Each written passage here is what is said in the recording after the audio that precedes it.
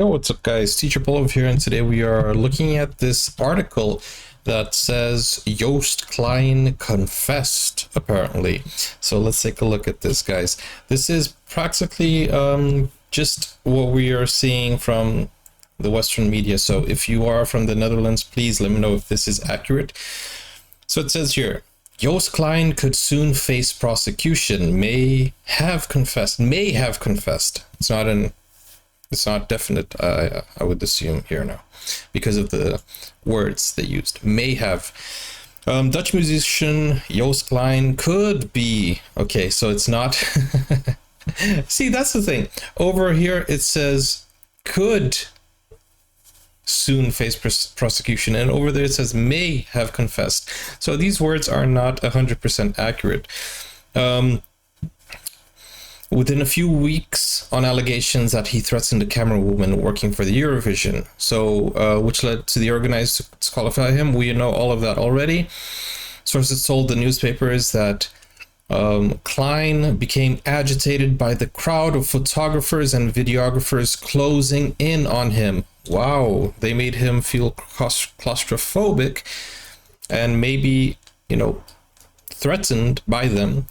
And he lunged towards one of them with a fist, although he reportedly did not strike her.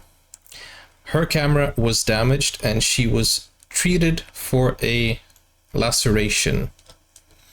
He didn't touch her, but the camera was damaged and she had a laceration. That's a bit odd.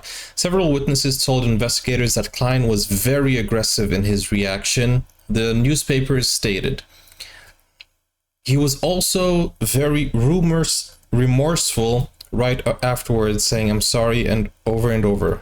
Okay, so there you go. Instant apology from a person who didn't mean to be aggressive, but still he was punished because of the intent and not because of the actual action. Regardless, police told SVT they believe the evidence against Klein is strong. A prosecution appears to be imminent. We expect to be able to do it at the beginning of June. Normally, we need about 6 to 8 weeks in processing time, said Emil Anderson, the head of the emergency investigative unit with the police in Malmö. But in this case, we have used a legal process called expedited prosecution. Okay, so they're trying to prosecute him now, I guess. Police in Malmö questioned Klein, his accuser, and witnesses before the European Broadcasting Unit (EBU) made the decision to drop Klein from the contest. I would believe, that is the sensible thing to do. Investigate before you do that. Dutch Eurovision broadcast partner Avrotros described the decision, or decreed the decision, saying Klein made a threatening motion towards the woman. The police have thus far said Klein is only under investigation for making threats and not for assault, but sources told Swedish media that the woman's story differs from what the Dutch broadcasters have said. Okay, so from what I understand, the witnesses are saying that he did not touch her. That's what I understood, but her story is different. Is that what I understood? When we have expedited prosecution cases, the prognosis is generally good. Anderson also told Aftonbladet. Otherwise, it would not be suitable. An expedited prosecution, it is based on the fact that there is clear evidence, and then it moves on this fast track. This was also possible because the crime is considered to be less serious. Oh, the crime is less serious, but, eliminating the Netherlands from the Eurovision is not, apparently. It's not a serious act. The prognosis is good, and we expect that there will be probably a prosecution. Okay, so go to the part where he confessed. The case could land on the prosecutor's desk within weeks. Okay, so where does it say Bro, did you just clickbait me? There's nothing here saying that he confessed. See, now that's a headline that makes you lose credibility.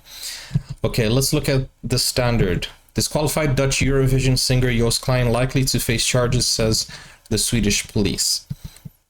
Joost Klein was expelled from the contest after an allegation was made to police by a female member of the production crew.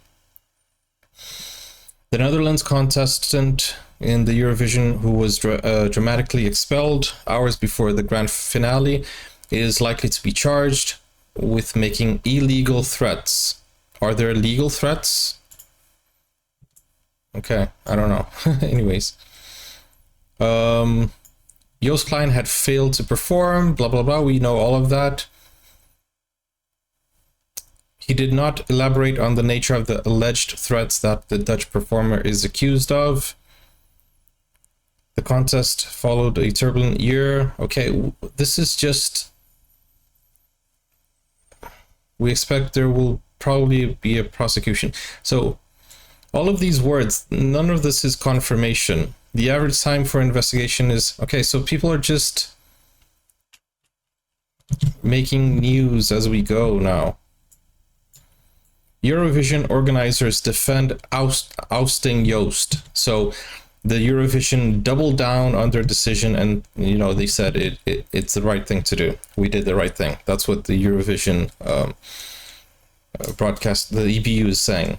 So the EBU said in a statement on Tuesday, the version of events released in some public comments and on social media does not correspond with the statement shared with us and the Swedish police staff. Okay. Now, this is the point that we need to focus on. There hasn't been an official confirmation. There hasn't been anything that we can work on and focus on. The statement continued. Joost's behavior was in clear breach of contest rules, and which are designed to ensure the safe working environment for all staff and to protect the production.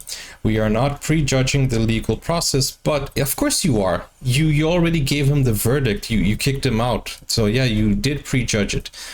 Given the circumstances of what occurred and the fact that the police case will shortly be handed to the prosecutor, it would not have been inappropriate for... I can't read today. It would not have been appropriate for Joost to participate in the grand final. It added that the decision to exclude him was backed by the contestants' governing body and unanimously supported by the EBU executive board, following a thorough internal investigation. We have a zero tolerance policy towards an inappropriate behavior. Okay, we saw that also from the statement. Complaints and bad behavior. In a statement posted on X on Sunday, Dutch broadcaster Avrotros said it was very disappointed and upset for the millions of fans who were excited about seeing the Netherlands entry. Many fans had also taken to social media. Okay, to voice their dismay.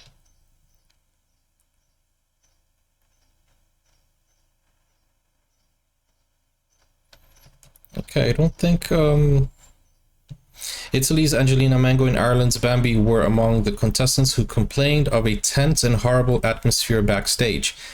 I believe so, man. I don't doubt that. Portugal's national broadcaster RTP also complained to the EBU after there was a delay in posting its performance on YouTube. Yeah, there were so many things. Eurovision organizers defend a decision. So it feels like everyone is kind of like defending this decision of eliminating Joost Klein. But this is what the English media is saying. I think the Dutch media is showing something different, especially because they were shocked and disappointed by the disproportionate decision. So I think one thing is for sure here, that he did not harm anyone physically. It was just a threat. Okay. The European Broadcasting Union has released an updated statement regarding Joost Klein's disqualification from the Eurovision 2024 grand final. The statement reads, the Dutch artist Joost Klein was disqualified from the grand final of this year's Eurovision Song Contest following threatening behavior directed at a female member of the production crew. Swedish police have investigated the offense, and the case will soon be handed over to the prosecutor in an accelerated procedure. Joost's behavior was in clear breach of the contest rules, which are designed to ensure there is a safe working environment for all staff and to protect the production. Let me zoom in a little bit so you guys can read with me.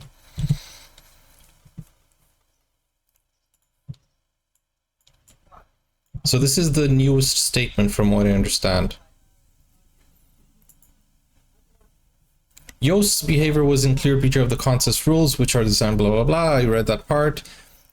We are not prejudging the legal process, but given the circumstances of what occurred and the fact that the police case will surely be handed to the prosecutor, it would not have been appropriate for Joost to participate in the grand final. The decision to exclude him was backed.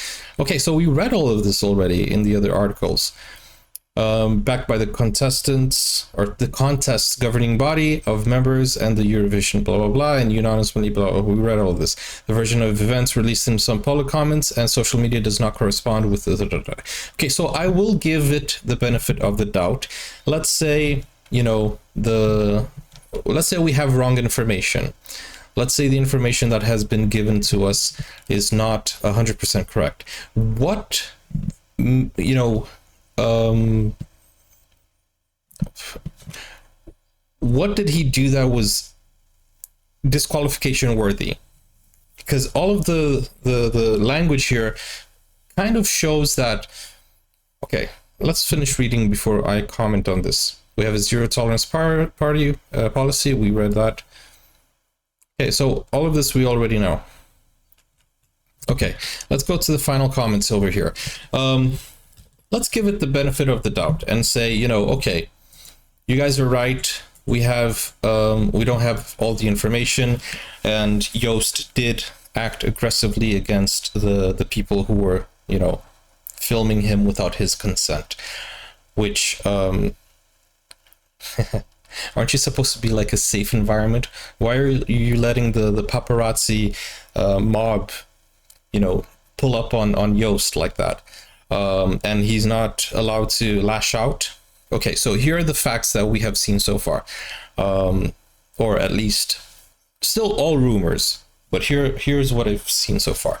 Number one, Joost was harassed by the camera people. Okay, he asked them to stop, and then he advanced with a fist to make them stop, because clearly communication was not working. So he did threaten them. Let's say that happened, which is what people are saying. That's what the allegation is, and most likely there is proof against that. So okay, he is guilty of being aggressive towards the cameraman. Okay, let's give it the benefit of the doubt.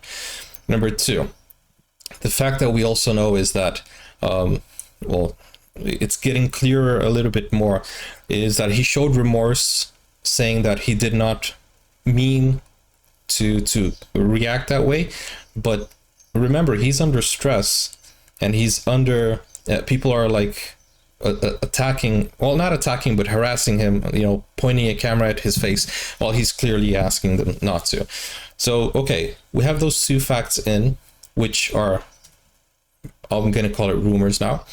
And number three, we have the EBU saying, okay, confirmed that this happened. We think this is an offense that would lead him to be disqualified.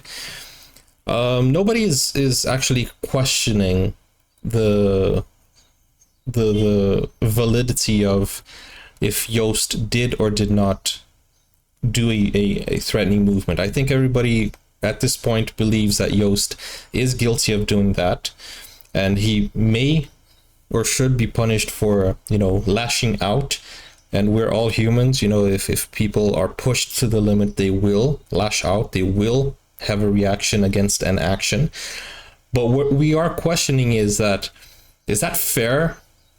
Is that really fair? Because he did not suddenly go out and attack someone. It wasn't that. He didn't do that. It was a reaction towards an action. So if he was disqualified, the people involved, why weren't they kicked out of the event also? Were they kicked out? Or is it just, you know, one person that was affected by all of this? And another thing we should evaluate is that the witnesses that were there, from what I understood in this article, it was a crew of photographers and videographers that were there. It wasn't only one person. So he was ganged up. So the witnesses, are they like, on whose side are they? Because of course photographers and videographers are going to defend themselves, and what they perceive at the moment is that, no, we were just trying to take pictures. Like a paparazzi won't go against another paparazzi. They will think that what they're doing is correct. They won't think that, you know, they were putting him in a stressful position there. They were cornering him. So the witnesses that are there, are they reliable witnesses or are they biased? You know, at this point, I'm just going to say, I don't want to defend Joost for what he did, but I do want to defend Joost for being a victim of a wrong judgment. I think it was too harsh of a punishment. He could have been punished in other ways, like the other contestants apparently were. But being kicked out and not considering the fans and the whole country of the Netherlands, I think that is a bad decision. But in any case, guys, I don't think what he did was that bad, and we've seen artists and singers do that all the time. Actors, singers, you know, personalities, we've seen them be stressed out by paparazzi and lash out, you know. So it's a common knowledge that paparazzis and people who are shoving a camera in your face, they will prompt something within you. And if all of the information we read today is true, it just comes to show that Joost was under stress. He did something that he regretted immediately, and, you know, he apologized for it. But at the end of the day, what we know and what we understand is that he didn't touch anyone. Maybe he startled the camera woman who dropped the camera, but then people are saying it's a phone. It's not a professional camera. So everything is just still a big mess and a big mystery. And if he does get prosecuted, then, man, it's gonna really suck for him. But at the same time, there needs to be clear evidence for anything to happen, and we have to wait and see what will happen when or if he is considered innocent by all counts. And then what is the EBU gonna say? You know, in any case, guys, it is such a sensitive thing, you know, EBU disqualifying a whole country. It's like the World Cup in football. You can't give a red card without considering all the factors. You know what I'm saying? Oh, we have a zero policy or a zero whatever. Okay, whatever. But zero tolerance policies, they do have a threshold. They do have a limit, right? Zero tolerance. Okay. But what are you going to tolerate? Do you understand what I'm saying? There should be like a definition of what are you going to tolerate and what don't you tolerate. Oh, we don't tolerate people being aggressive. Okay, but what about the people who were probably aggressive towards him prior to this event? You know what I'm saying? Like, if you have a zero tolerance policy towards aggressiveness, then why is the person being harassed the one being punished? Either you punish everyone involved in the event, in the incident, or you just punish the first person who prompted it, who started it. You know what I'm saying? I don't know. It's just so confusing. And some people have been saying, yeah, we don't know all the facts because it's under investigation and the police have to conduct it in secrecy and confidentiality. Right, but in an event such, like, so big as this one, you can't make a decision based on an allegation. You need to release a few things to the public, and the police would very well be able to do that. We've seen things happen on the same day, like police officers are being interviewed a few minutes after, like, on the scene. You can see the scene of the incident behind him, and he's talking to the camera explaining what happened. We've seen that many times. Anyways, it is a responsibility for the EBU to explain to the whole country of the Netherlands what happened, so they could talk to the police and at least release a little bit more information. And my question is, why are details coming out slowly, right? If the process will take 2 to 3 weeks, why are we still, like, we're still getting news up to now, right? Like, today we learned that there was more than one person filming him. He lunged them with a fist. So all of these informations we know now, which was like, what, 4 days after the Eurovision finals.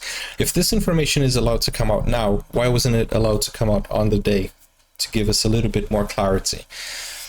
Anyways, guys, let me know your thoughts. I'm trying to figure out what's going on as we go also. So I don't have all the facts, I don't have all the updates, but you saw with me what is being said in the Western media. Let me know what's being said in the Dutch media also. Okay, guys, we'll see you on the next one. Don't forget to like, subscribe, and yeah, see you. Guys, honestly, I'm very curious. That's why I'm doing more videos. I thought my last video would be the last one, but you know, these titles, it's still trending, so I'm still going on to try to find out what happened. There's another video I want to react to where a female artist, I think, who was in the Eurovision, called Stein, talked about the EBU. So we're gonna look at that video, and that video might be the last one for today or for the week. I don't know, until we have more updates. Bye bye, guys. Take care. Now you can get full access to exclusive content, special reactions to shows, series, anime, full movies, and even request a video of your choice. Just become a YouTube member or join Buy Me a Coffee today. Find out more, the link is in the description. Never break, always fight, never quit, do it right.